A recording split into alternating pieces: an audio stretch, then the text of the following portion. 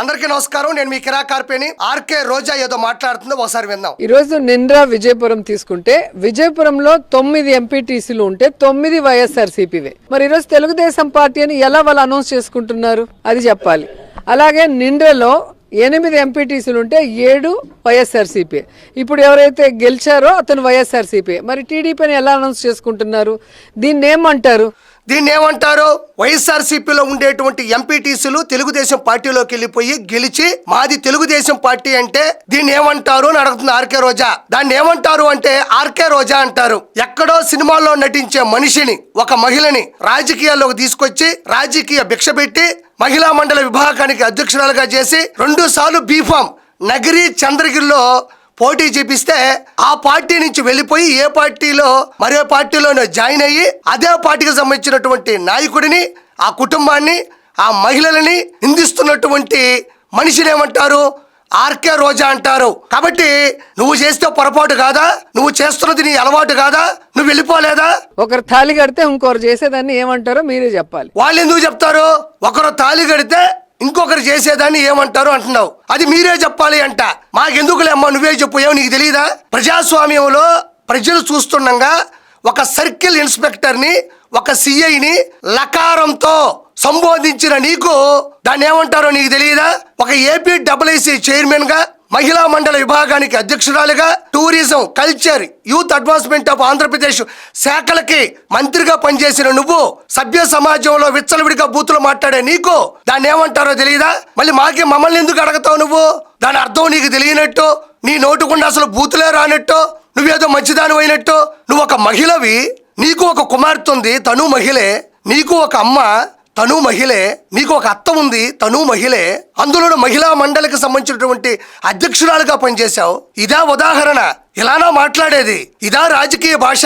నువ్వా ఎమ్మెల్యేగా పనిచేశావు, నువ్వా మంత్రిగా పనిచేశావు. నిజంగా నీకు దమ్ము ధైర్యం ఉంటే రోజా, నువ్వు మాట్లాడిన ఈ మాట నీ పిల్లలిద్దరూ ఇంట్లో ఉండగా నేను నెక్స్ట్ మినిట్ ప్రెస్ మీట్లో కూర్చోబోతున్నాను, నేను కొన్ని రాసుకున్నాను, నేను కొన్ని ప్రిపేర్ అయ్యాను, ఒకసారి మీకు వినిపిస్తాను, వింటారా అని అడిగే దమ్ము ధైర్యం ఉందా? లేదంటే వాళ్ళు వినేశారు, మంచిగా రాసుకున్నావు, నువ్వు వెళ్ళి మాట్లాడావు అని వాళ్ళు అన్నారని చెప్పే దమ్ము ధైర్యం నీకుందా?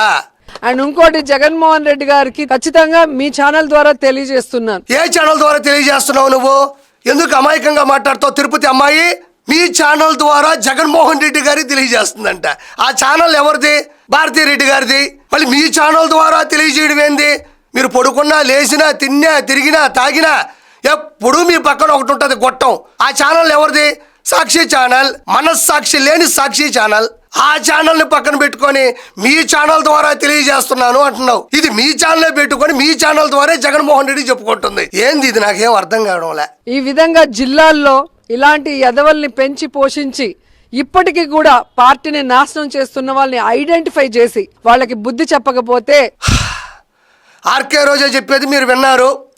ఎవరైతే ఎదవలు ఉంటారో, ఎవరైతే పార్టీని నాశనం చేస్తారో, ఎవరైతే పనికి మాలోళ్ళు ఉంటారో వాళ్ళందరినీ ఐడెంటిఫై చేసి ఒకసారి వినండి మళ్ళీ. వాళ్ళకి బుద్ధి చెప్పకపోతే భవిష్యత్తులో కార్యకర్తలు చాలా ఇబ్బంది పడతారు. వాళ్ళు ఐడెంటిఫై చేయకపోతే పార్టీ కార్యకర్తలు ఇబ్బంది పడతారు, పార్టీ అధోపాతాలకు వెళ్ళిపోతుందని ఆర్కే రోజా చెప్తుంది.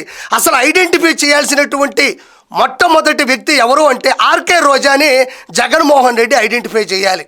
అడ్డదిడ్డంగా 3,000 కోట్ల రూపాయలు ఎందుకు సంపాదించావు? తిరుమల టికెట్లు ఎందుకు అమ్ముకున్నావు? ఎర్ర చందనంలో ఏలెందుకు పెట్టినావు? అవినీతి, అక్రమాలు, దందాలు, దౌర్జన్యాలు, దౌర్భాగ్యాలు ఎందుకు చేసినావు? భారతదేశంలో నలుమూలల డబ్బులు ఎందుకు కూడబెట్టుకున్నావు? నోరు తెరిస్తే ఎందుకు దుర్భాషలాడతావు? సాటి మహిళలు కూడా తల దించుకునేటట్టు, తల వంచుకునేటట్టు ఎందుకు నువ్వు ప్రవర్తిస్తున్నావు అని ఫస్ట్ ఐడెంటిఫై చేయాల్సింది ఆర్కే రోజానే. నిన్నే. అపరిచితుడు సినిమాలో ఉంటది, కంప్లైంట్ ఇచ్చేది అతనే, చంపేది కూడా అతనే. అట్టే ఉంది నువ్వు చెప్పేది. ఐడెంటిఫై చెయ్యన్నా అంటున్నావు. ఐడెంటిఫై చేయాల్సింది కూడా నిన్నే. ఎందుకంటే ఈరోజు పార్టీ అధోపాతానికి వెళ్ళడానికి, అధికారంలో లేకపోవడానికి నీ వంతు కృషి చేశావు. నీతో పాటు అంబటి రాంబాబు, పేరు నాని, కొడాలి నాని లాంటి వాళ్ళు, దాంతోపాటు పంచప్రభాకర్, పోసాని కృష్ణమర్లి, శ్రీరెడ్డి లాంటి వాళ్ళు, బోర్గడ్డ అనిల్ లాంటి వాళ్ళు, ఎంతమంది, అనిల్ కుమార్ యాదవ్ లాంటి వాళ్ళు ఎంతమంది ఉన్నప్పటికీ కూడా వాళ్ళందరినీ కలిపితే నీతో సమానం. కాబట్టి జగన్మోహన్ రెడ్డి ఐడెంటిఫై చేయాల్సింది నిన్ను. ఇక్కడ ఇంకో మాట మాట్లాడుతుంది ఆర్కే రోజా. ఏంటి అంటే కార్యకర్తలు ఇబ్బంది పడతారంట. కార్యకర్తలు ఇబ్బంది పడతారని నువ్వు అంటున్నావు కదా ఆర్కే రోజా. మద్యాన్ని కల్తీ చేసినప్పుడు, నాసిరకమైనటువంటి నాణ్యత లేని మద్యాన్ని జనాల్లోకి పంపించినప్పుడు తెలుగుదేశం పార్టీ కార్యకర్తలు మాత్రమే ఇబ్బంది పడ్డారా? వైఎస్ఆర్సీపీ పార్టీలో ఉండేటువంటి కార్యకర్తలు ఇబ్బంది పడలేదా? అంటే అది కార్యకర్తలు ఇబ్బంది పెట్టడం కదా. శ్రీరెడ్డి, పంచప్రభాకరు, పోసాని కృష్ణమండ్రి లాంటి, బోరుగడ్డ అనిల్ లాంటి వాళ్ళు దారుణంగా విచ్చలవిడిగా ఆడవాళ్ళని అవమానిస్తూ బూతులు మాట్లాడుతున్నప్పుడు తెలుగుదేశం పార్టీ కార్యకర్తలు మాత్రమే అవి వినయబడేట్టు మాట్లాడినారా? వాళ్ళకే వినపడ్డాయా? మీ కుటుంబాల్లో, మీ కార్యకర్తల్లో ఆడబిడ్డలు కూడా తలదించుకునేటట్టు ఆ రోజు మాట్లాడి వాళ్ళని ప్రోత్సహించింది ఎవరు? అప్పుడు కార్యకర్తలు ఇబ్బంది పడలేదా? గంజాయిని విచ్చలవిడిగా మిట్ట మధ్యాహ్నం నడి రోడ్ల మీద అమ్ముతున్నప్పుడు తెలుగుదేశం పార్టీ కార్యకర్తలు మాత్రమే చెడిపోయారా? తెలుగుదేశం పార్టీ కార్యకర్తలు మాత్రమే వాటిని కొనుక్కున్నారా? వైఎస్ఆర్సీపీ కార్యకర్తల పిల్లలు చదువుకునేటువంటి ఉద్దేశంతో పరిగెడుతున్న వాళ్ళ పిల్లలు కూడా వాటిని ఎంతో కొంత తీసుకున్నారు కదా. మరి ఆ విధంగా కార్యకర్తలు ఇబ్బంది పడలేదా? ఈ రోజు నువ్వు వచ్చి అమాయకంగా, అనామకంగా కార్యకర్తలు ఇబ్బంది పడిపోతున్నారని చెప్తున్నావే. మీకు కార్యకర్తలు అంటే చాలా ఇష్టం కాబట్టి ఈ విషయాన్ని జగనన్నకు కూడా తెలియజేసుకో. కార్యకర్తలు అంటే జగన్మోహన్ రెడ్డికి విపరీతమైన ఇష్టం అంటమ్మా. యాడ్ నుంచి అమ్మా కార్యకర్తలకి విపరీతమైన ఇష్టం అని చెప్తున్నావు.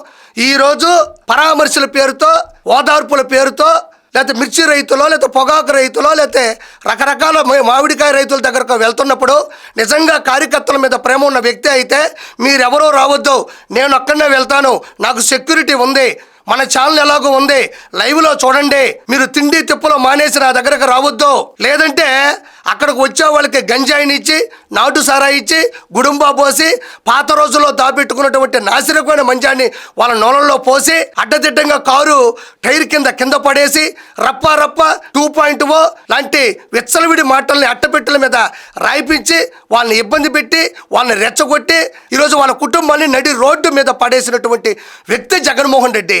మళ్ళీ ఆయనకి కార్యకర్తల మీద అభిమానం ఉంది అని నువ్వు చెప్తున్నావే. ఏ పక్క నుంచి కార్యకర్తలకు అభిమానం ఉంటుంది? అసలు కార్యకర్తలు ఎక్కడున్నారు?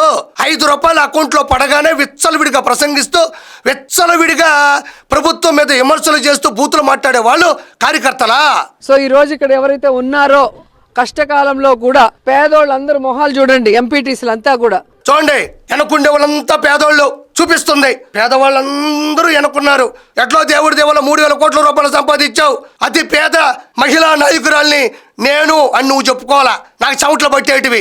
వెనుకుండే వాళ్ళంతా పేదవాళ్ళు అంటే అనగానే వాళ్ళ మొహాలు ఇలా పెట్టారయ్యా. నాకు ఒకటి గుర్తుకొస్తుంది, జగనన్న అడుగు జాడల్లో నడిచే ఏకైక మహిళ ఎవరైనా ఉన్నారంటే అది ఆర్కే రోజానే.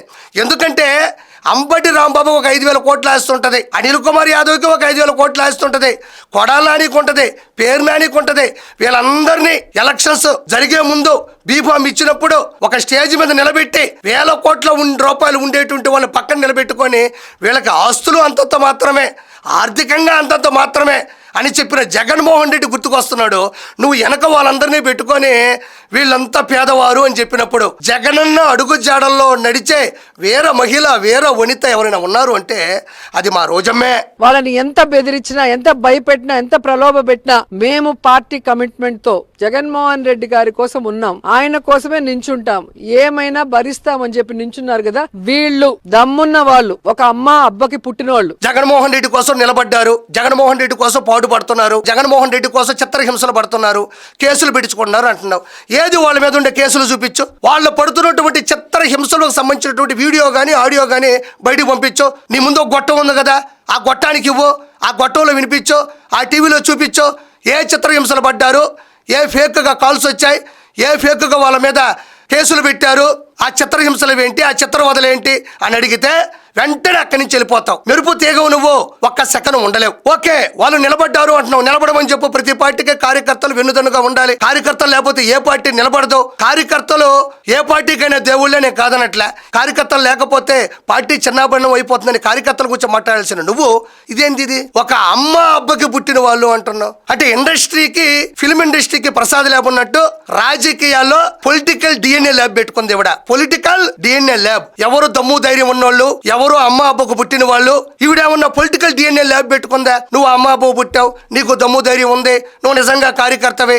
ఎలాంటి అనుచిత వ్యాఖ్యలు, ఎలాంటి అసందర్భమైనటువంటి వ్యాఖ్యలు ఆర్కే రోజా మాట్లాడుతుందంటే, ఎంతో ముందు కూడా ఆర్కే రోజా కుమారుడితో ఒక ఇంటర్వ్యూలో మాట్లాడినప్పుడు ఆ పిల్లోడే ఒప్పుకున్నాడు, రాజకీయాల్లో ఇంట్లో ఉండే ఆడవాళ్ళ గురించి కానీ రాజకీయాల్లో బూతుల గురించి మాట్లాడకూడదని ఆ పిల్లోడే చెప్పాడు. ఆ పిల్లోడి యొక్క తల్లే కదా ఈవిడ. మళ్ళీ ఇక్కడికి వచ్చి అక్కడ ఎలాంటి మాటలు అవి? ఒక అమ్మ అబ్బకు పుట్టుంటే ఈ రోజు గెలిచిన వాళ్ళు కానీ జగన్మోహన్ రెడ్డి వల్ల పదవులు అనిపించి ఆ పక్క పోయి ఎవరైతే మోసం చేశారో వాళ్ళంతా ఆడంగి లెదవాలని కూడా ఈ సందర్భంగా తెలియజేస్తారు. చూడండి, ఆంధ్రప్రదేశ్ రాష్ట్ర రాజకీయ చరిత్రలో ఆర్కే రోజా ఆణిముత్యాలు చాలానే ఉన్నాయి. అంత ముందు కూడా మీరు చూసే ఉంటారు, నేను కూడా వినిపించుంటా. ఈ రోజు ఆణిముత్యాలు చూడండి, ఒక అమ్మ అబ్బకు పుట్టుంటే, లేదంటే ఆడంగి ఎదవలు, ఇలా చెప్పుకుంటూ పోతా ఉంటే ఆవిడ ఆణిముత్యాలని ఆడియోగా ప్లే చేస్తే ఒక 6 గంటలు గ్యాప్ కూడా ఇవ్వలే. ఈ రోజు డిఎస్పీని సిఐని పోలీసులు పెట్టుకొని పక్క మండలాల వాళ్ళందరినీ తీసుకొచ్చి లోపల కూర్చోబెట్టి ఒక డిఎల్డిఓ భయభ్రాంతులకు గురి చేసినా కూడా భయపడకూడదు అఫీషియల్. మరి అక్కడ తీసుకొని వచ్చి ఇక్కడ ఉండే అధికారులు వాళ్ళని భయభ్రాంతులకు గురి చేస్తున్నావు, ఆందోళనకు గురి చేస్తున్నావు చెప్తున్నావు కదా ఆర్కే రోజా. 2019 నుంచి 2024 మధ్యన ముంబై నటి కాదంబరి జత్వాని ఎక్కడో ఒక గేటెడ్ కమ్యూనిటీలో ఉంటే చెప్పా పెట్టకుండా హడావిడిగా హుషారుగా ముగ్గురు ఐపీఎస్ఎల్ని అధికార దుర్వినియోగం చేస్తూ ఎలాంటి ఇన్ఫర్మేషన్ ముంబై పోలీసులకు ఇవ్వకుండా ఎలాంటి ఎఫ్ఐఆర్ నమోదు కాకుండా ఫ్లైట్ లో వెళ్లి ఆ అమ్మాయిని పట్టుకొని వచ్చి ఎక్కడ చిత్రహింసలు పెట్టినప్పుడు నీ నోరు ఏమైపోయింది? ఆవిడ మహిళ కాదా? కుక్కల విద్యాసాగర్ అనే ఒక వ్యక్తి రివెంజ్ కోసం ముగ్గురు ఐపీఎస్ అధికార దుర్వినియోగం చేస్తూ ముంబైకి వెళ్ళి అక్కడ ఇన్ఫర్మేషన్ ఇవ్వకుండా అక్కడ ఇంటిమేట్ చేయకుండా ఇక్కడికి తీసుకొచ్చి చిత్రహింసలు పెట్టి బూతులు తిట్టి వాళ్ళ కుటుంబాన్ని కాలుతో తన్నినప్పుడు నువ్వు ఏమైపోయినావు ఆర్కే రోజా? నువ్వు మహిళవే కదా. కాబట్టి ఆర్కే రోజా గుర్తుపెట్టుకో, 45,004 ఓట్లు అనే ఒక ఫిగర్ గుర్తుపెట్టుకో. ఏంటో తెలుసు కదా, 2024 నీకు వచ్చిన ఓటమి తాలూకు ఓట్లవి. కాబట్టి మనం ఎంత దిగజారిపోయి ఉంటే, మనం ఎంత స్థాయి కోల్పోయి ఉంటే అన్ని ఓట్ల డిఫరెన్స్ తో ఓడిపోతాం మనం. కాబట్టి రానున్న రోజుల్లో నిన్ను క్షమించేటువంటి ఉద్దేశం కూడా జనానికి లేదు. నువ్వు రానున్న రోజుల్లో మరింతగా ఓడిపోబోతున్నావు. Thank you so much. Please subscribe to Leo News for more videos.